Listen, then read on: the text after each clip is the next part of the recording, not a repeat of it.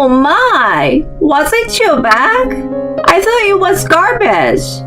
I'm so sorry about that. My mother-in-law threw away my bag. I was stand at the side of it in the trash can, mixed in with piece of vegetables and meat. It was badly cut up and disfigured. I could see the utter malice in it. Well, all your belongings are like trash anyway. What's the big deal? I couldn't bear to see you leave your garbage at my front door. As a mother-in-law, I couldn't overlook it. You should be thankful to me. What have you done? It was a bag that I had been treasuring. My husband bought it for me for my birthday. That wasn't it. There were $10 million in it. My name is Chelsea. I'm a housewife. When I got pregnant with my husband Philip, we got married. It was a shotgun wedding. Our daughter Lisa will be 5 years old this year. We have very loving and caring family dynamics. Basically, I'm living a happy life. Except for one thing. That is my mother-in-law's bullying. When my father-in-law passed away a few years ago, my mother-in-law Kate decided to sell the house and moved in with us. In the beginning, she was humble and appreciated everything I did for her. Within a year, her true nature began to emerge. She lectured me about the importance of being frugal and complained that I spent too much at every opportunity. My family depended solely on Philip's income. He earned more than most people his age. We had enough money to live a comfortable life as long as we didn't splurge. We were even able to save money every month. We thought there was no need for us to be frugal. Kate didn't like our way of thinking and interfered in many things. Whenever I bought groceries, she spread them out on the counter before I could even put them in the refrigerator. She compared each item with several advertisements to see if I bought it at the cheapest price. Then, of course, I had to put them away myself afterward. And if something wasn't cheap enough, she even asked me to return it. Since she had been researching the prices so thoroughly, she was able to calculate the total cost of the dishes I cooked. She complained about the high cost per dish, the waste of electricity with the way I cooked, and other tedious details. I once rebelled against her, but she threw all the food in the pot into the trash. It's your fault for not obeying me, that all the food went to waste. I was illogically blamed, but she was so fierce that I gave up. It was not only about the family budget that she complained about, but also about my personal expenses. If I bought new clothes, "You don't need these beautiful clothes. Wear what you already have until they become tattered." If I went out to lunch with a friend, she snatched the receipt. "Next time, go to a cheaper place. Better if you stop eating out and wasting money." That money was the allowance Philip had given me, and I always managed within the budget. I never touched the family expenses for my personal use. If Philip were to complain, that would be one thing, but to have her complain? I had no reason to be scolded by her. The worst was, when I was taking a nap alone on a very hot day, she turned off the air conditioner and opened all the windows.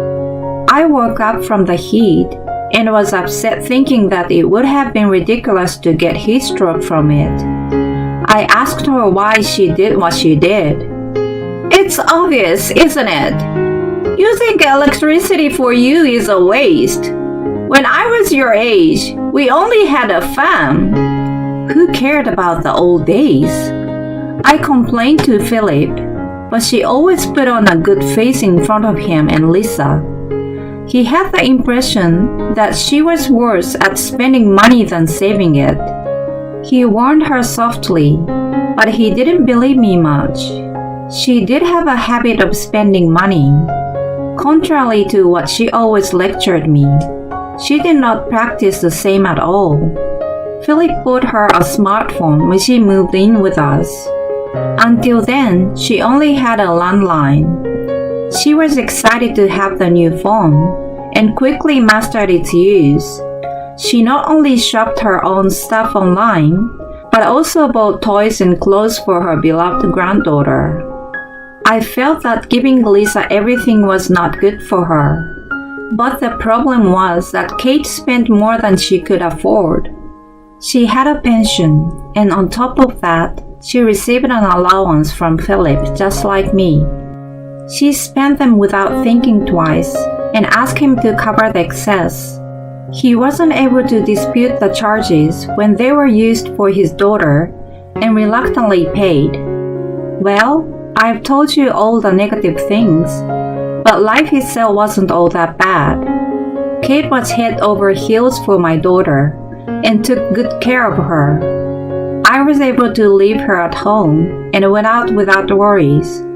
Philip seems to be somewhat aware of Kate's bullying and gave me a nice brand name bag as an apology on my birthday. The bag not only had a large capacity, but also had no metal parts. He must have chosen it because I had a slight metal allergy. Such subtle kindness was a source of emotional support for me. I told myself that a lot of people experienced similar bullying.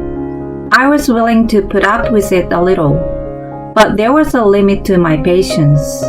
One day, when I came home from grocery shopping, Kate was waiting for me at the door. I wondered what was going on. She told me that we had just run out of milk and that I needed to go buy it right away.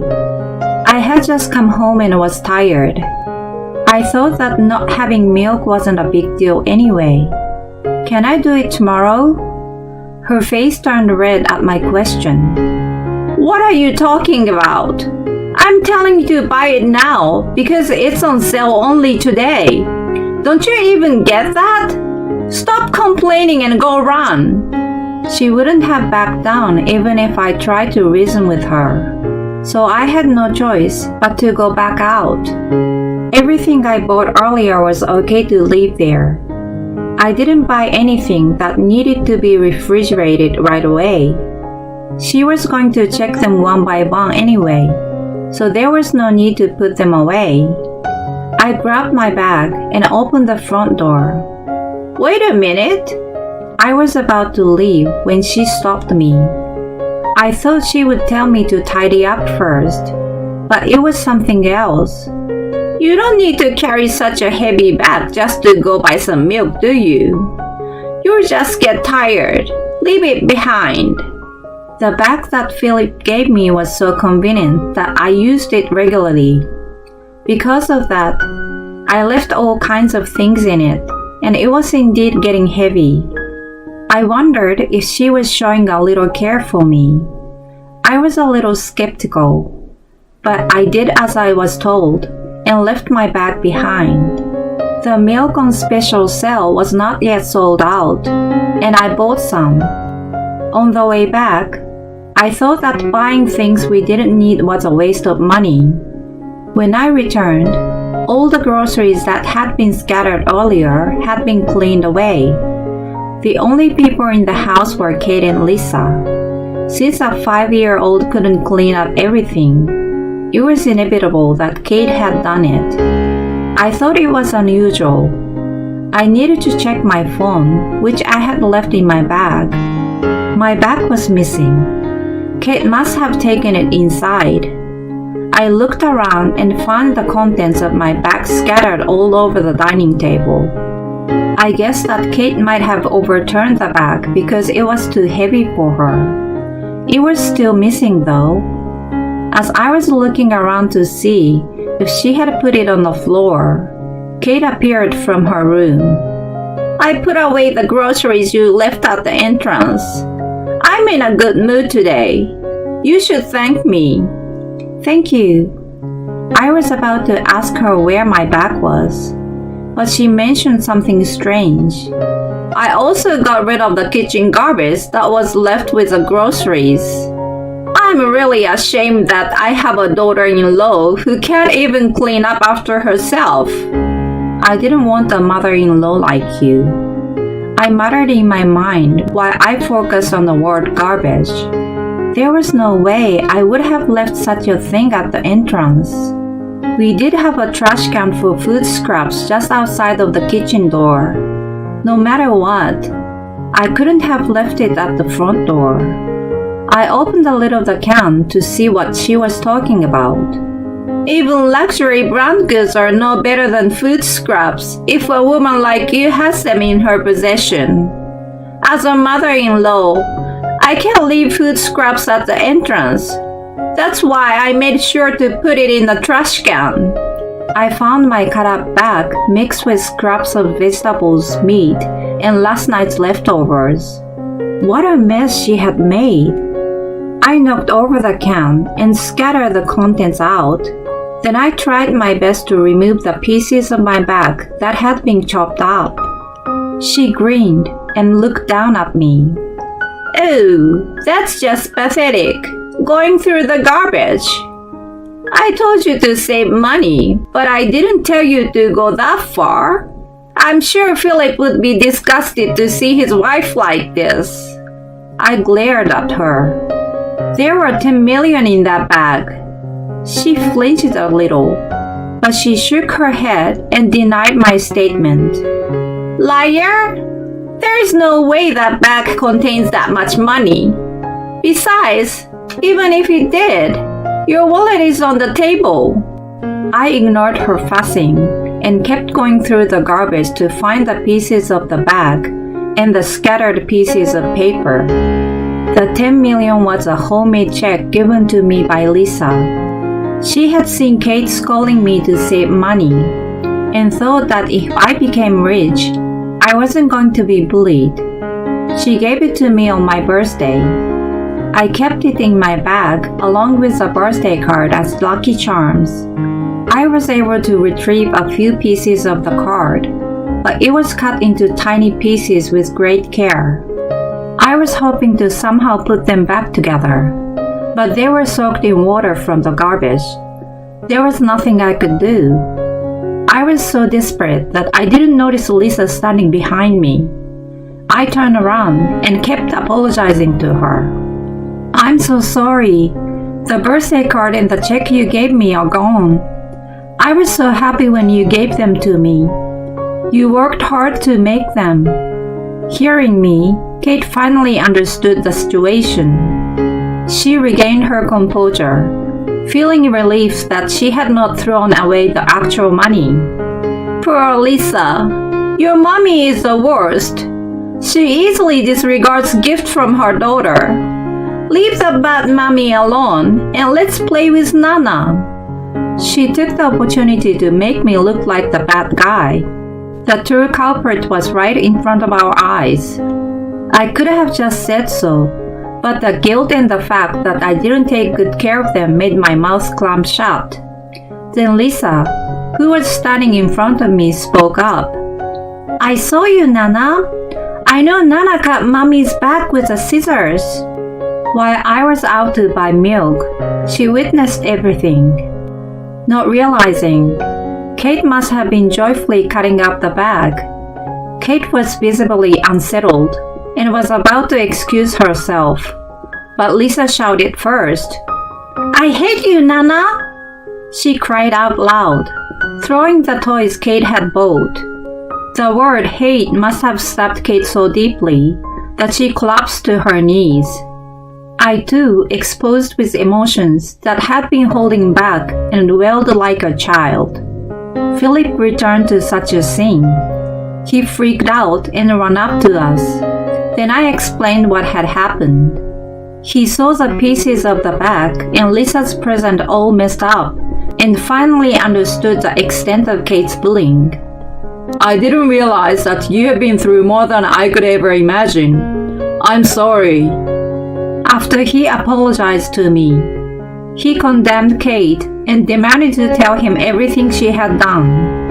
According to her, She thought I was having it too easy as a stay-at-home mom at Philip's expense. She wanted to give me a taste of how she used to feel when she was younger. She was familiar with brand-name products, and the high price of the bag I had received infuriated her. She had taken out my wallet and other stuff that couldn't be cut by scissors, but overlooks a present from Lisa hidden in an inside pocket. She ended up chopping them along with receipts. You knew you were doing something terrible. When the time came, I was going to say that Lisa had played a prank on you. Later, I found out that her comment made him instantly decide the future. Are you kidding me? Forcing your own misdeeds on your grandchild? It's not good for Lisa's education, and we can't have such a person in our house. This is a good opportunity. I'm going to ask you to leave. I hope you will realize the importance of having money and family. Then he turned to Lisa and me. From now on, the three of us will live happily as a family. We don't have to force ourselves to save any money. We'll have one less person. We can live more luxurious and comfortable lives than ever before. Kate cried aloud behind him, but the decision was never overturned. A week later, Kate moved into a studio apartment that Philip had provided. It was equipped with a bare minimum of appliances, but the room looked old and haunted. We didn't want her to be kicked out and come back to us, so Philip agreed to pay only the rent and nothing more. If she wanted something, she needed to work and enjoy saving money as much as she would like. She now lives a frugal life, working at a job for seniors, and is not able to spend as much money as she used to. She's also on the cheapest phone plan and is using a simple cell phone. When she's at home, she apparently has a lot of free time on her hands. It would be bad if she were to fall ill or something, so Philip goes to check on her once a month. She keeps asking him to bring Lisa with him, so she could spend some time with her. Lisa refuses to see her, and there's nothing we can do about it. The black sheep is gone, and the three of us are living a slightly richer and much happier life together.